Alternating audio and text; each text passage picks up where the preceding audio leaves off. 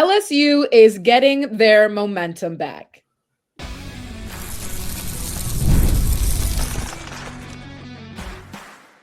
You are Locked On Women's Basketball, your daily podcast on women's basketball. Part of the Locked On Podcast Network, your team every day. Hey everyone, happy Friday. Welcome to Locked On Women's Basketball, your number one sports podcast network, free on YouTube and wherever you get your podcasts. I'm here with Golden State Valkyries analyst Sophia Jones. I'm Kalia Butler, the sideline reporter for the Chicago Sky. And today's episode is brought to you by FanDuel. Before tip-off, check the FanDuel app and see what's dropping during NBA Happy Hour every Friday from 6 to 7:30 p.m. Eastern. So today is a perfect day to do so. What we're going to get into today, WNBA CBA deadline won't extend. We'll explain what that means a little bit more. Turn your TVs on this weekend because there are some good games coming up. And first, dubs in the chat. Guys, I kind of liked what I had for my layout today. Sorry, I had to get into it. But dubs in the chat for some teams across the NCAA. We're going to start with number 12, LSU, who had an 80-59 win over Georgia. They had bounced back with a strong performance on the road. They were playing in Athens and grabbed their first SEC win of the season by clearly a pretty significant margin.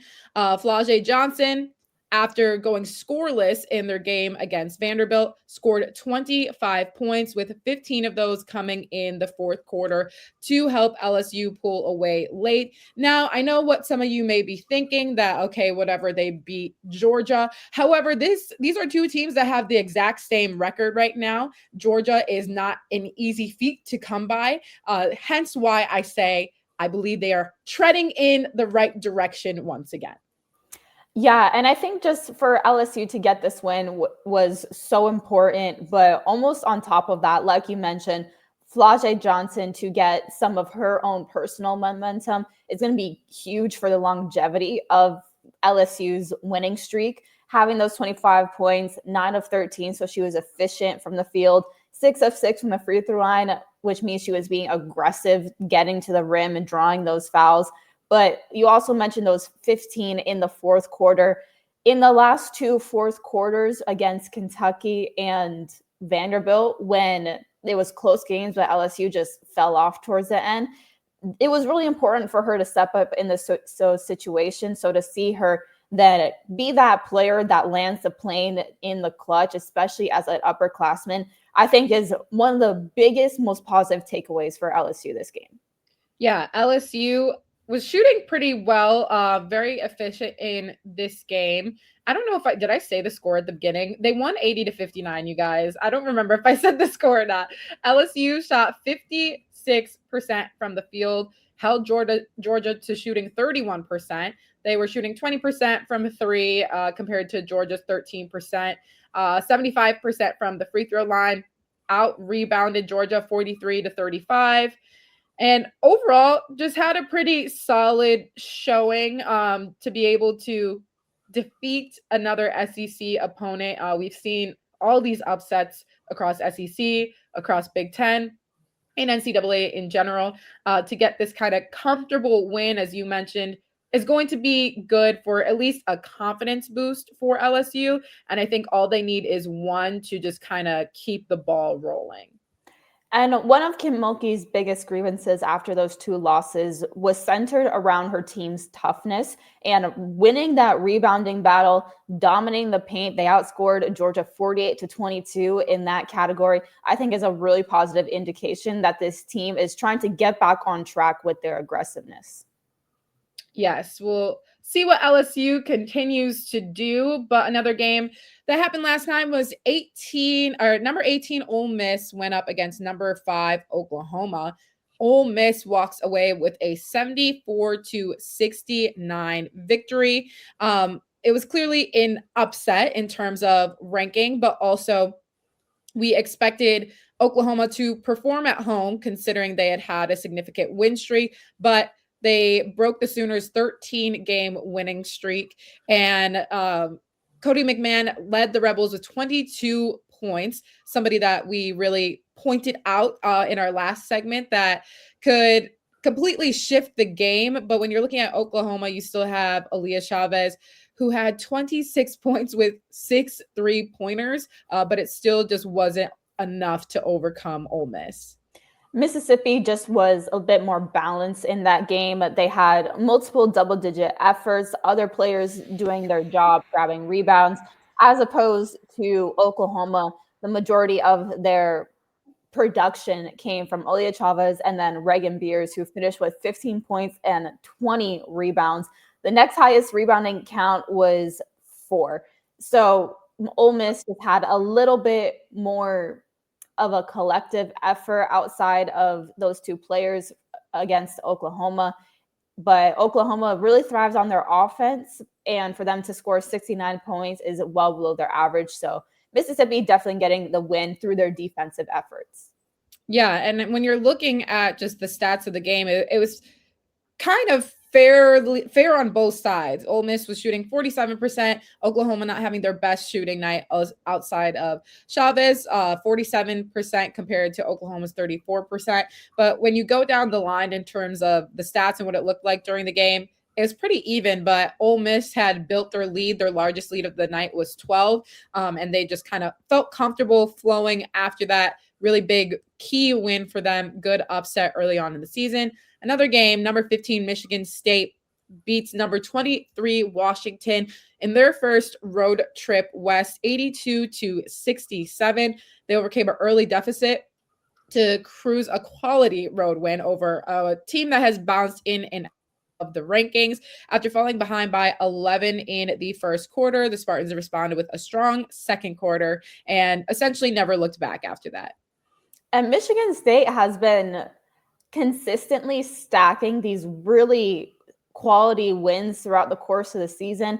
To go to Washington and have this convincing of a win against another ranked opponent, someone that is just coming off of a big win themselves, I think it's just going to continue to boost their AP rank, especially when we're going to see a little bit of shifting in that AP poll. I think with Oklahoma losing at that number 5 spot, but Grace Van Slooten and Rashunda Jones really led the way again for Michigan State. Kennedy Blair was their leading scorer with 21 points. So they had a lot of offensive flow going, shooting 52% on the game. Michigan State's just length and rebounding really helped them control the game, but they'll improve to 15-1 with their 7th straight win, while Washington will now drop to 12-3 and saw their 3-game winning streak end. But another big one, number 6 Kentucky loses to unranked Alabama 64-51. The Wildcats are 15-2, 2-1, opened the game on an 11-2 run, but then were outscored 34-18 for the remainder of the first half. And Alabama just kind of kept capitalizing on their turnovers, especially turning those into 21 points. Turned the ball over 20 times, turned it into 21 points. These 2 teams have the top defenses in the SEC, so it was going to be a grinded out win for whoever was going to command this game. But it was really Alabama's defense that really made those extra effort, especially when you look at how they contained Clara Strack and Toni Morgan. Morgan, she only finished with 14 points, added in 9 rebounds, 5 assists. But looking towards Clara Strack, she only had 4 points, 13 rebounds, but you really limited her offense on that end. Kentucky was also without Tiani Key, who injured her arm in the team's last game against Missouri, someone who is one of their leading rebounders and shot blockers. So Kentucky was definitely missing her, but Alabama just capitalized, and Kentucky was ranked number 6, losing to an unranked team. And that's why I also say there's going to be some more shifts and movements in this next week's AP poll. Coming up after this, the pro and college games that you need to be watching.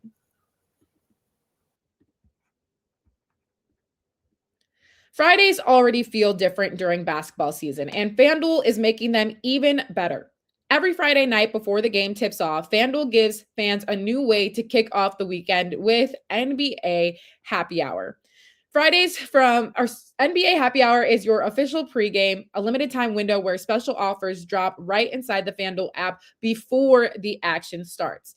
It's easy to check the weekly special before tip-off and make a move before the window closes. So before tip-off, check the FanDuel app and see what's dropping during NBA Happy Hour every Friday from 6 to 7:30 p.m. Eastern. So today, a little basketball, a little action, and a whole lot of Friday energy. That's NBA Happy Hour only on FanDuel, the official sportsbook partner of the NBA.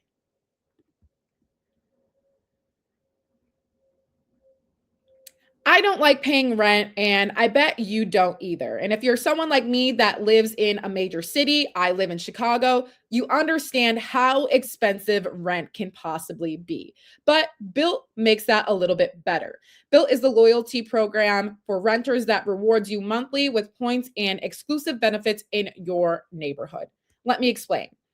With Bilt, every rent payment earns you points that can be used towards flights, hotels, Lyft rides, Amazon.com purchases, and just so much more.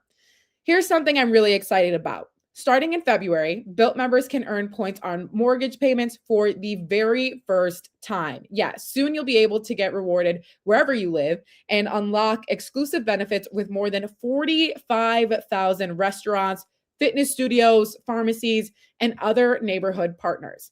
Personally, I would redeem my points for Amazon.com because everyone knows my cart is always full. It's simple. Paying rent is better with Bilt. Soon owning a home will be better with Bilt too. Earn rewards and get something back wherever you live. Join the loyalty program for renters at joinbilt.com/lockedonwomen. That's joinbilt.com/lockedonwomen. Make sure to use our URL so they know we sent you.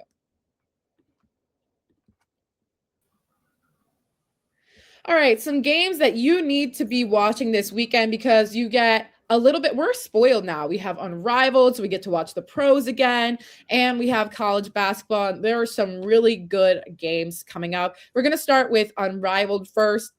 Vinyl is going up against Rose today at 7:30 Eastern time. Breeze and Miss Paige Beckers are going up against the Hive at 7:30 Eastern. Saturday, Mist versus Phantom and Laces versus the Lunar Owls. Sunday, Vinyl will go against the Hive. So it's going to be an exciting weekend of some of the players we clearly just saw the other day, and we get the treat of watching all over again. What I'm really excited for is some of these college basketball games this weekend. Unrivaled is obviously, we're still just getting started with the tipping point of everything, but North Carolina, who is currently sitting at number 22, is going up against Notre Dame.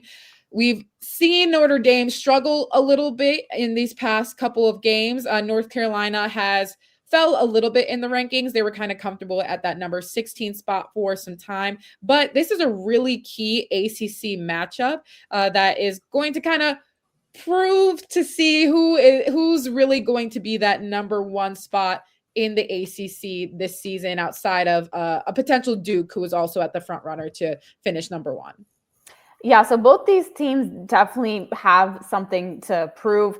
Notre Dame, they got booted out of the rankings in this week's AP poll after losing to Georgia Tech and Duke.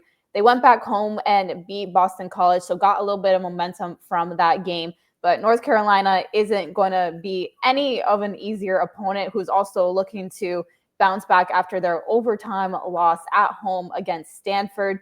This will be a really competitive game, and really interesting to see how specifically Hannah Hidalgo continues to bounce back in these scenarios.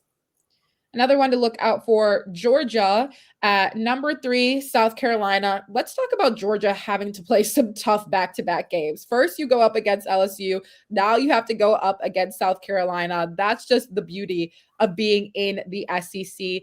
But Dawn Staley on Tanaya Latson, obviously one of their leading scorers, transferred from Florida State.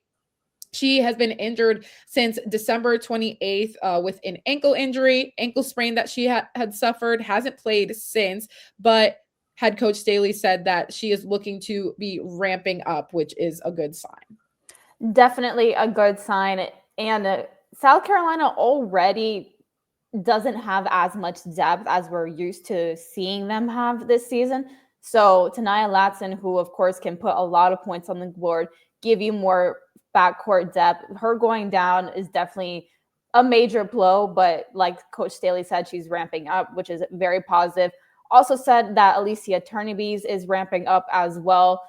Alicia Turnebes is the French player that joined South Carolina following the holiday break. And she's someone that I really hope does get to see some playing time this season.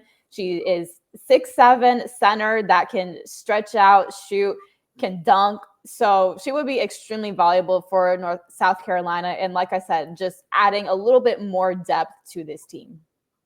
A big one this weekend is number 2 Texas going up against number 12 LSU. This is going to be a real test for both of these teams. Texas has been very comfortable, basically solidifying themselves as the top contender in the SEC right now. They've been ranked number 2 right under UConn, essentially since almost the beginning of the season at this point.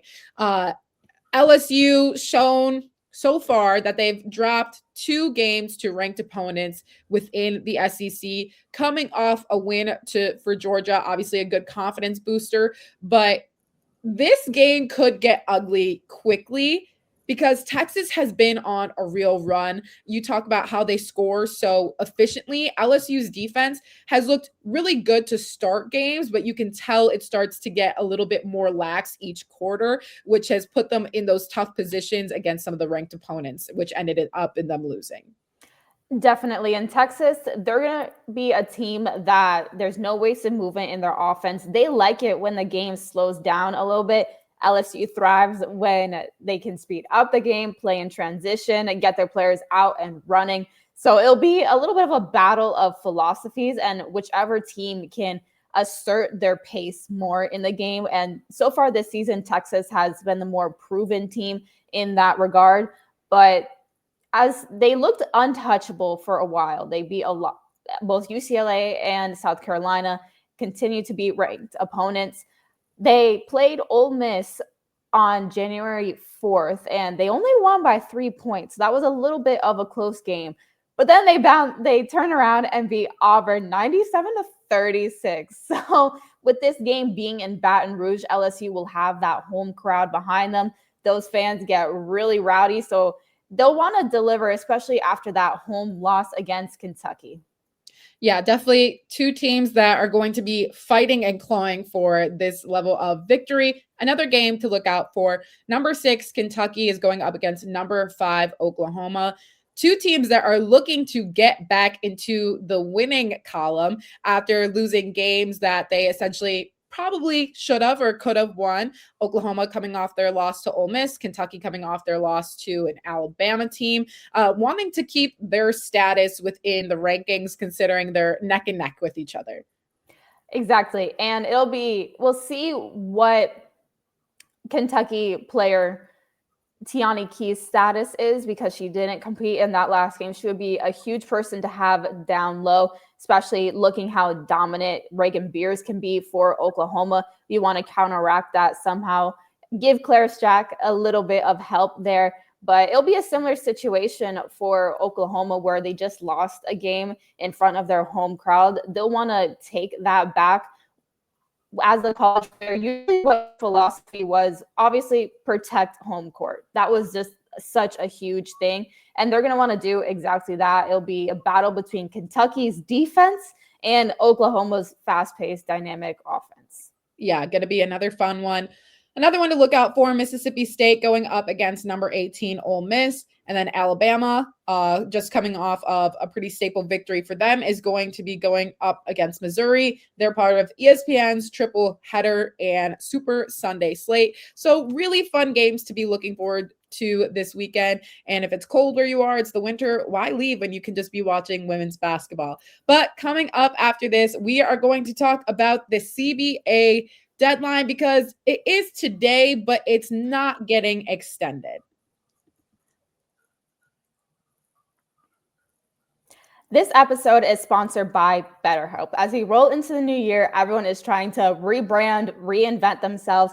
But sometimes it isn't just about that. It's about feeling a little less weighed down. And therapy can understand what's been holding you back by giving you an outside perspective to understand your emotions, motivations, and relationships. And that's why BetterHelp can be such a fantastic place to start. I know for me, one of my resolutions this year is to journal more, but sometimes you can only do so much journaling and talking to yourself in that sense. And you just need to bring in another person, maybe an actual professional, instead of two people telling each other exactly. So BetterHelp makes it easy to get matched online with a qualified therapist. Sign up and get 10% off at betterhelp.com/lockedonnba. That's betterhelp.com/lockedonnba.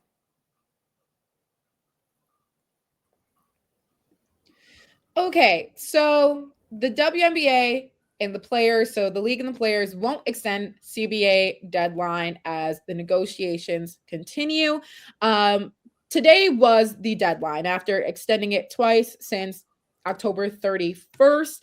Today was supposed to be the final day in terms of the extension. But WNBPA Vice President Breanna Stewart on this past Thursday said there won't be a third extension as each side plans to continue negotiating. Quote from her: "We're not coming to an agreement by tomorrow, aka today. I can tell you that." This was after an Unrivaled practice.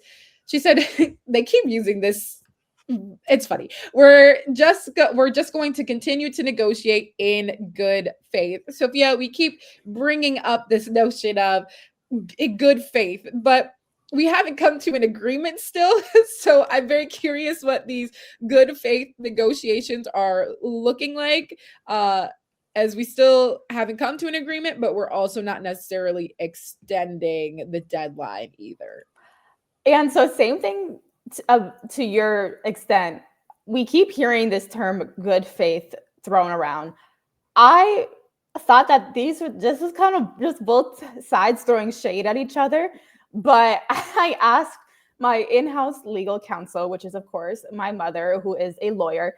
And she said that negotiate in good faith is actually just a pretty standard legal term. So it's not something to read into too much, to give maybe people who are on our same wavelength a little bit of context. So when they say negotiate in good faith, it is just what they mean.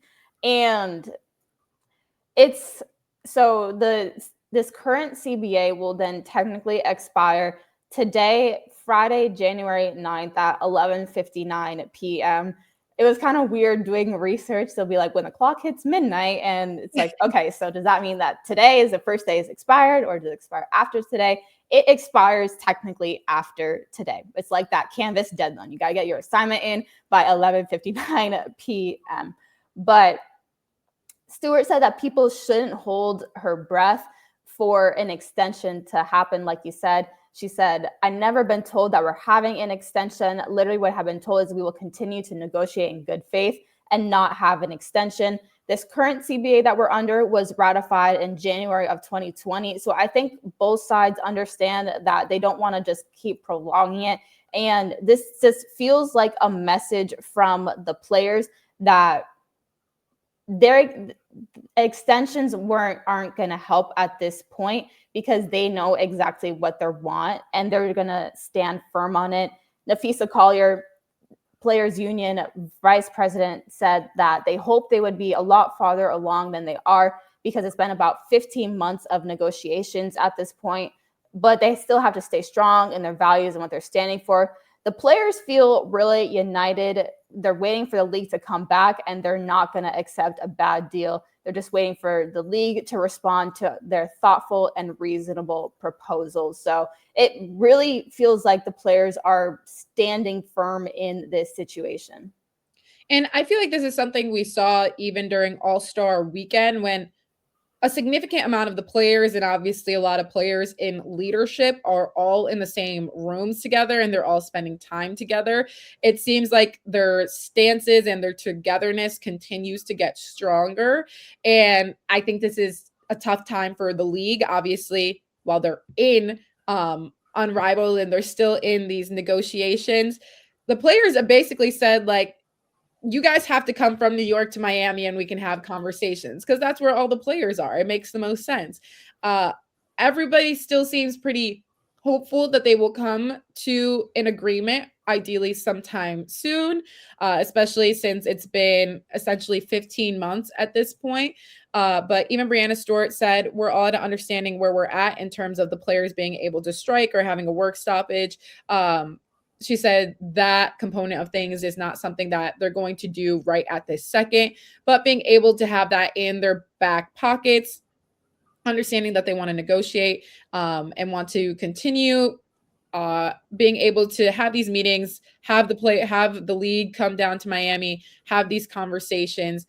As of right now, they're not looking to strike, but the possibility is there because Sophia, they have some options to train outside of their actual cities where they play. So they have that kind of wiggle room of, even if they can't train at their typical facility, if you're a Chicago Sky player, you're not playing in Deerfield right now or practicing in Deerfield for your facilities, you have other options. So it kind of makes them a little bit more comfortable with their decision. The WNBPA has made a little bit of a contingency plan just recently throughout all of this, where they essentially have created player hubs across the US and in Spain, so that in the event of a work stoppage, players can train, recover, and protect their health regardless of league operations, which is just basically a contingency plan if they do enter that work stoppage like they are prepared to do. We reported a couple of weeks ago that the players voted that they would strike if necessary. But if when the CBA expires at 11:59 p.m. today here on Friday, it wouldn't necessarily mean a complete work stoppage or strike by the players. It would actually enter, for now, what is called a status quo period, where players could still enter team facilities and receive medical benefits. But a status quo period doesn't put as much pressure on a deal to get done as a strike. And that's why the players said that, so they could have that leverage. But both sides really do understand that they need to have a season this year. That seems to be a pretty common consensus. Yeah, I think when you see the growth and everything that's happened between these past 2 years, it would be a disservice to everyone involved to not have a season this upcoming year. You want to see those Caitlin Clarks, Asia Wilsons, everybody that's not involved in these outside leagues play again. I personally want to see the Aces play again. What if they have another repeat? So many options, but that will do it for us today on Locked On Women's Basketball. Happy Friday again. We appreciate you for sticking with us this week. We will see you guys again next week. And make sure you tune into those games this weekend, because there's some good ones.